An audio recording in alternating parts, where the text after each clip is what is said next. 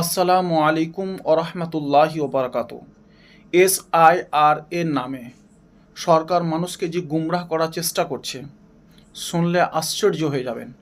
আমার Aadhaar card, voter card, PAN card, ration card, OBC certificate, passport, driving licence, মাধ্যমিক, উচ্চ মাধ্যমিক, HS, আপনার গ্র্যাজুয়েশন, সমস্ত রকমের ডকুমেন্টস আছে।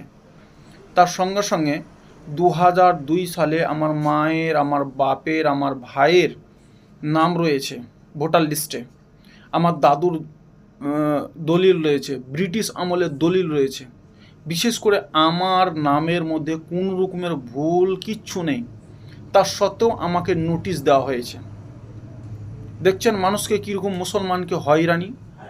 এইসব হয়রানি শুধুই একটা ডকুমেন্টসের মধ্যে দেখাতে পারবে না যে আমার কোনো জায়গায় ভুল আছে বা কিছু।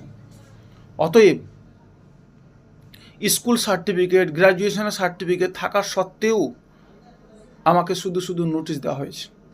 এইগুলো আপনার আমার জন্য একটা চিন্তার বিষয়। শুধু মানুষকে হ্যারাসমেন্ট করা, শুধু মানুষকে এইভাবে জুলুম করা, অত্যাচার করা। যাই হোক, এর নিন্দা প্রতিবাদ করছি। আগামীতে ইনশাআল্লাহ তাআলা আপনারা দেখতে পাবেন সকলেই আমরা এই SIR এর বিরুদ্ধে ইনশাআল্লাহ তাআলা প্রতিবাদ করতেই থাকবো। সকলে লিখবেন ইনশাআল্লাহ। আসসালামু আলাইকুম।